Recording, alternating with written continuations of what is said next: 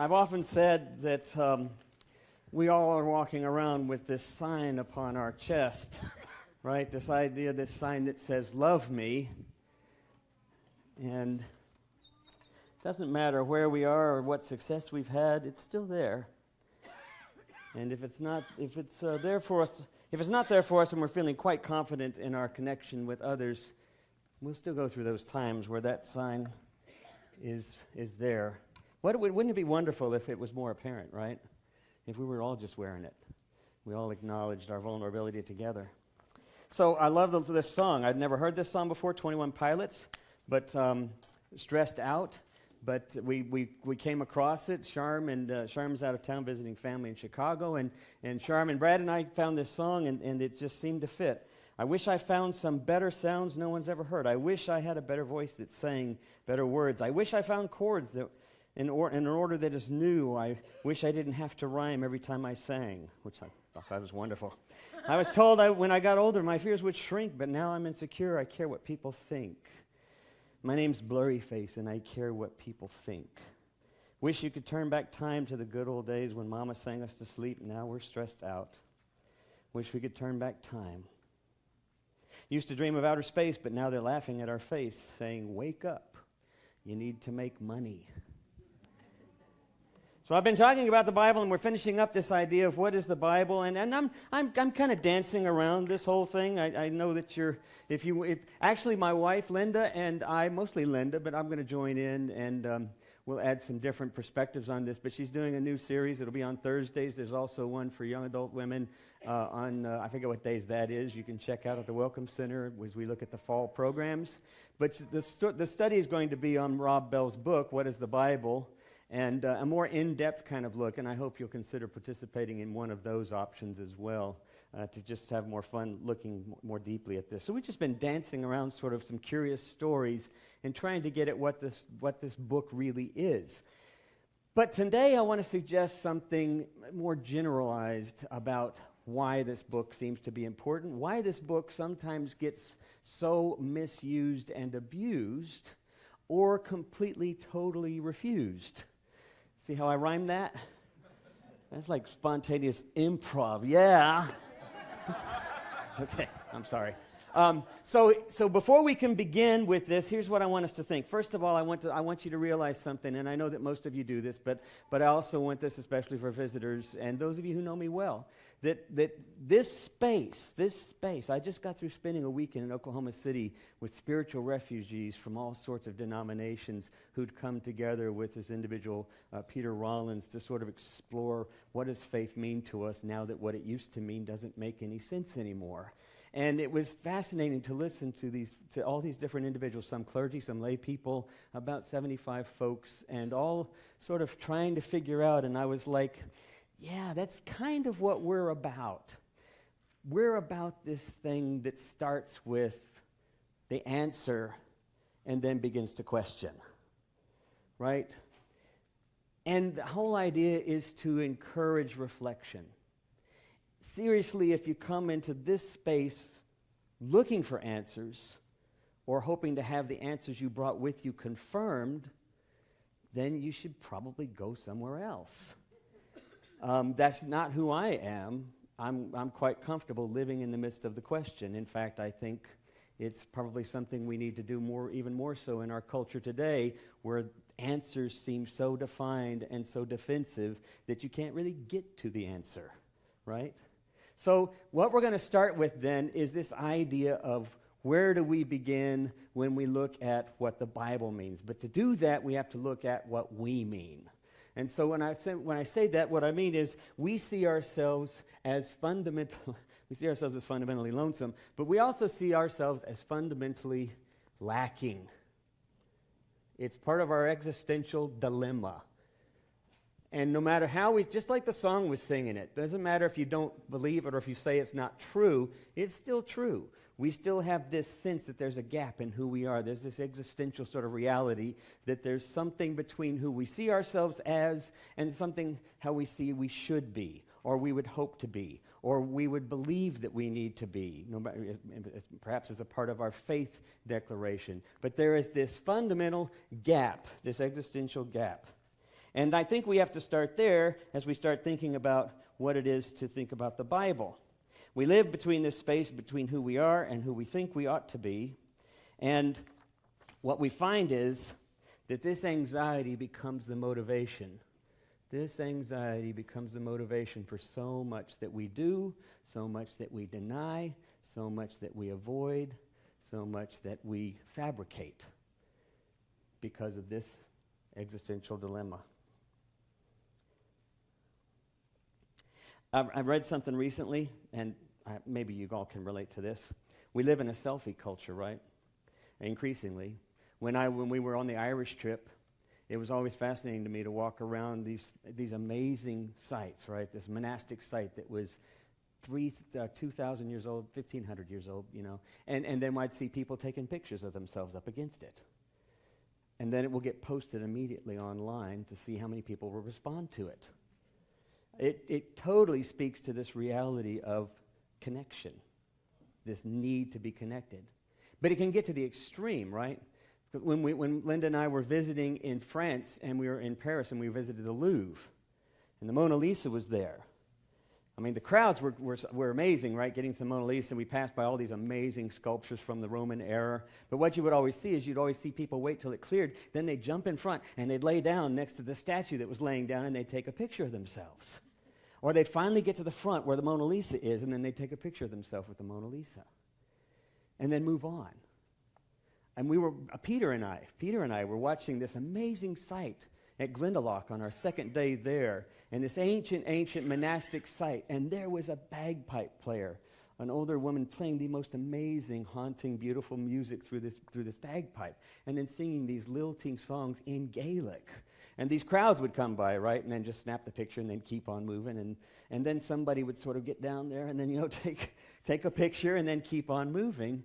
And I remember looking at Peter and going like, boy, the magic, they just keep on walking past, all this amazing thing, and just keep walking. But it's because at our core, I think that we're not in touch with this reality. We're not in touch with this existential sort of dilemma that we face. So we live in this selfie culture that tries to bridge that gap. I'll just put that up here. Just the selfie reality. Here's something to be thinking about, though. As the selfie reality becomes more real, it becomes more apparent that it's less real, right? And then we see what's going on with our country. Increasingly, we are less real. We are more fabricated with one another and more distant. So we start wearing these signs maybe that say, love me, which is at the heart of this existential dilemma. When we were in Derry and we were walking the wall around Derry, this wall that sort of divided the Protestant inside from the Catholic outside, which is now open because of the peace process, and yet the reality of the pain, Bloody Sunday took place right out there. 20 people killed when they were just marching in a protest, their usual annual protest. Paratroopers landed, shot people, and it began in earnest, the conflict that had been going on since 1916. And it became a conflicted, bloodied area. But it had been there since the 1600s when the wall was put up, this division between the Protestants and the Catholics, this ancient history. So there's a guy standing up on top with his wife, and there's these actors up on top, right? And these actors are sort of portraying various levels. There are people dressed in British Army uniforms and some marching band playing the drum, then the fife and the pipes for the British side. And then on another side, there's an Irish prisoner and a British guard, and a guy with his wife walks up and says, honey, let's get a picture of the prisoner. And then he looks at the prisoner and says, can you make it look painful? But that's part of this existential dilemma. We're caught in this inability to really understand who we are and who we're meant to be, or if we're meant to be anything, and in the process, we live in this world of disassociation. We live in this world of disconnection and this illusion. Another great example I heard recently is this story about a guy who's trapped on a desert island, right? He's been there for 10 years. Finally, somebody shows up and is ready to save him. But they notice there's these 3 structures on the island. There's these 3 little buildings. And they say, well, you've been here by yourself, but you got kind of industrious. That's amazing. So what are these buildings? And he said, well, this first one is my home. That's where I live, this hut where I live. He said, the second one is the church. It's the church where I go and I pray. And they said, well, what's this third one? He said, well, that's the church I used to go to. I hate that place. Right? I mean, the reality is we run from things. Now, we got people who are transferring their membership today and joining. I'm not talking about you people. But the reality is that we don't think, we don't reflect on where we are, the context of who we are in the place that where we are. We tend to approach it and appropriate it from this existential conflict. And because we are not in touch with it, honestly, and I speak in a general universal term about people, when we're not in touch with it, everything else comes up, right? Our ideals come up because they're reflected off of that longing that we have, so they come up. And what happens to those ideals? We get defensive. Why do we get defensive? Because we haven't really bridged this gap. We're trying to bridge it in different ways, but we become defensive because to admit it, to deal with it openly, is to be quite vulnerable. And so we have this illusion that we are something when in fact we're not. We create narratives around this. I'm going to skip ahead here and talk about beliefs. This is where we also come in here. And this has to do with the Bible, has to do with faith. We hold certain beliefs. It's interesting in our text. If you look at Paul's writings, Paul says nothing about beliefs. He rarely says anything about beliefs. Everything he talks about has to do with behavior and action.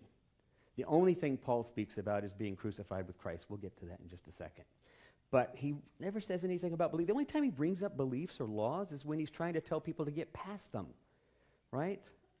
You have eating codes. These people don't eat the same way we do. These people aren't circumcised. I was going to say taken care of, but I'll go ahead and say the word. These people aren't circumcised.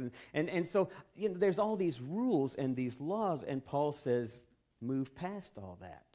This is something different. It's interesting in our culture today how much we hook ourselves around, how much we anchor ourselves around beliefs. But now most of you all in here would probably say, yeah, the Bible, we don't really believe in the Bible as being magical and this sort of thing, like we can open it up and it's a spell book. But there was a group that did an interesting scientific study at University of Idaho, I think it was, but it was up in the north, I forget exactly which one. But the psychologists called in students and adults who'd volunteered to be victims of the experiments. And they'd said, how many of you believe in magic? Right? And so, most of the hands said no. They didn't raise their hand. One or two hands went up. But then when he qualified it, it's like, you really believe that I can make things reappear and disappear in reality? And they're like, no, okay, no. So everyone finally agreed that ultimately they didn't really believe in magic, even as entertaining as it would be. And so he said, fine, what I'd like is for some of you all to look in your purses or in your wallets and find a picture of a loved one. Who has a picture of a loved one? And about a dozen or so people came up with pictures. They showed the pictures. He said, I want you to come up on the stage. He said, what I have here in this envelope is I have a 15th century Wiccan incantation from a book of spells from Salem, Massachusetts, the 16th century, and it's a curse that you could incant on anyone you should choose. So what I'd like for you to do is I'd like for you to recite this curse on your relative here, and none of them would do it. And it's like, well, nothing's going to happen, right? But they're not going to do it. Because deep down, we hold suspicions. Paul Tillich said that religion had often become suspicion and not true religion. That in fact, it had become based in suspiciousness. So that even though we might say, of course not, there is this deep-seated discomfort. And because of that discomfort, we become suspicious. It represents so much of who we are in terms of how we see ourselves. The reality is that most people don't really know what they believe. We tend to compartmentalize it. We tend to bifurcate it, holding beliefs in one place and experiences and our choices in another place, because in all honesty, reflecting on these things is challenging. Letting go of some of these hard-held ideas simply because we believe that they have something to do with what we can't understand. we hold tightly to them, it's hard to face those things. It's hard to begin to challenge those things, to take them apart, to be open. And then we start wondering, well, if we don't hold on to that, I recently spoke with somebody who said, well, if you don't hold the Bible as literal, then what do you have to stand on? Life, beauty, wonder, mystery, love, compassion. But you see, it doesn't fill this gap when the mystery is not addressed. When the mystery is avoided, we cling to concrete stuff because we don't want to deal with the mystery. This is what Paul Tillich said about fundamentalists. He said, fundamentalists are so very sure, but when you talk to fundamentalists, if you don't speak the language or agree with the ideas, suddenly the beliefs begin to feel like arguments, and they become uncomfortable and sort of a defensiveness. Now, granted, that can appeal to some people because this defensiveness seems to be sure, it seems to be solid, and so people might be attracted to that because of the same existential dilemma. But what Paul Tillich says, what fundamentalism really is, it's not certainty in belief. Fundamentalism is not certainty, but it is repressed uncertainty. Wow, I thought that was interesting when I reminded myself of that. I hadn't read Tillich in a long time. Fundamentalism is not certainty, it's repressed uncertainty. And if you think about it, when you think about these ideals and beliefs which become defensive, what happens? People don't actually get to their ideal self. They just build a wall that sort of protects them from having to deal with that reality. And when that reality gets confronted, of course, is when we experience some tragedy, some conflict, or perhaps just a deeper question that we begin to pursue and things begin to fall apart in the house of cards. But if it's a conflict, if it's a loved one who you find out, wait a minute, you're gay. I love you. How can I love you? You're gay. And, or you did this. How can I truly love you if you did this? When we're confronted with existential dilemmas, this thing begins to fall apart. It doesn't come to an answer. It just begins to fall apart, this wall. And so this wall can get really thick with beliefs and with defensiveness. And what Paul Tillich says, and what Freud also said later, or earlier than Paul Tillich, was Freud said, that the ancillary to this is that folks who often are defensive about this are deep down wishing they were like you, wishing they didn't have to hold on to this defensiveness. Because when you're free of this defensiveness, when you're open to more of the mystery, it is far less anxious than it is to hold on to the defensiveness. Isn't that an interesting idea?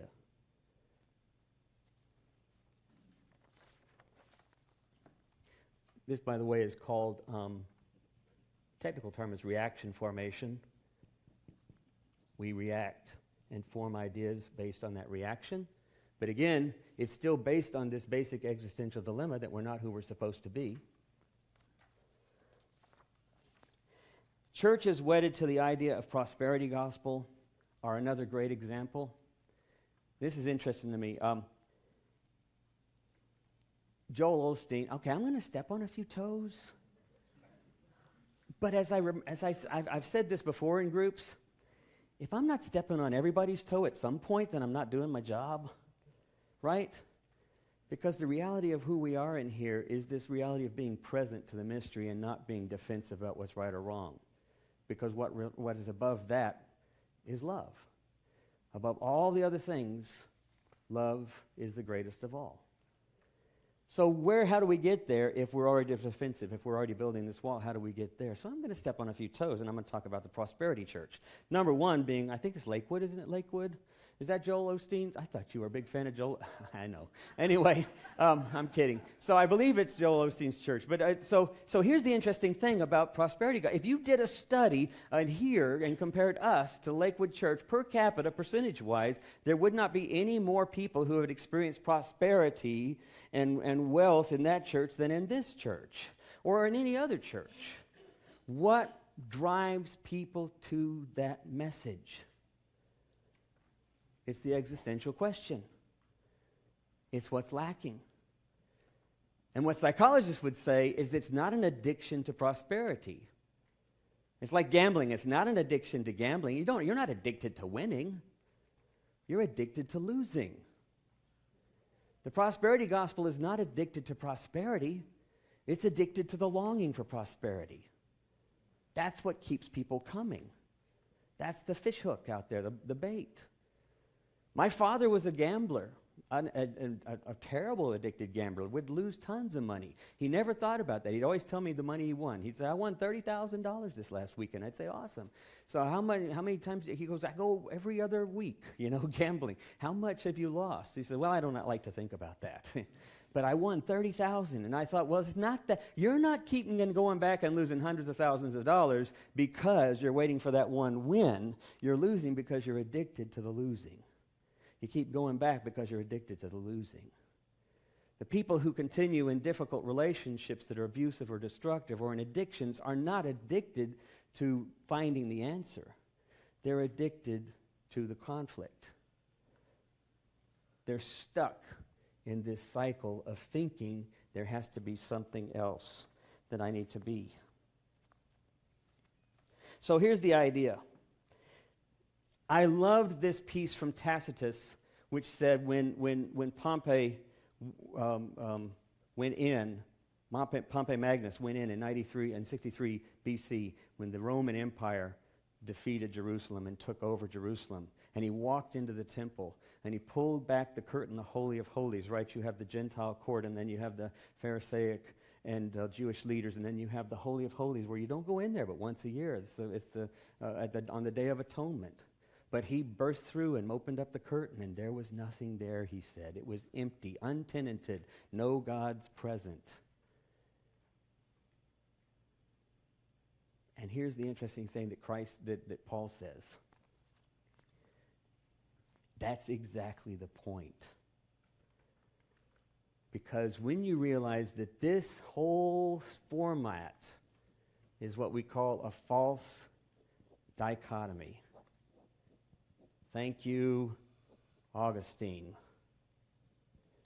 in the 3rd and 4th century, and the Council of Nicaea.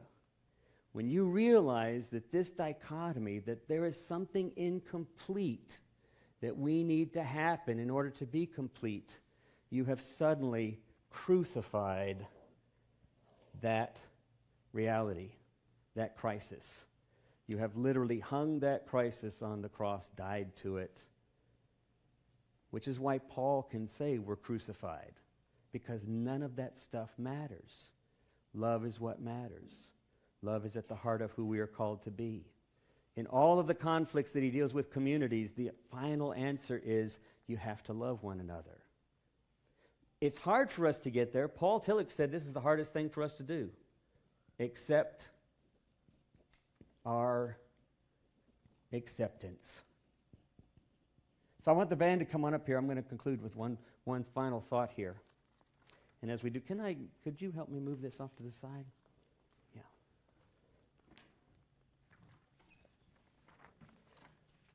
The skeptic who says there's nothing behind the curtain, and the believer who defends with all of her or his heart that there is something behind that curtain, both have it wrong.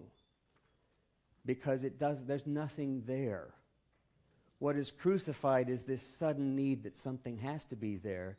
We are already in the heart of grace. We are already in the heart of God's being. God is already in the heart of our being. When Paul says you have to learn to love one another and you have to be patient, when we talk about forgiveness, which is paying that debt, which is also that false dichotomy, that something has to be filled there to pay a debt, it's just like Satanism. It's the Satan telling Jesus, if you want this, do this and I'll give you this. It's the same practice. That's not what the gospel is about. The good news of the gospel is about the fact that you don't do anything except accept your acceptance. At the heart of our reality is that we exist here to be connected to one another. How is God made real in the world? Show compassion. You'll experience it. How do we forgive one another? It never happened. It's not even like, yeah, I'll forgive you this time. I get a second chance. It's not even, I've decided not to hold this against you. it's like it never happened. To live patiently is to simply live out of an openness that says, you're wearing that same sign I'm wearing. No matter what you do, you're wearing that same sign I'm wearing. That begins to bridge that gap. Amen.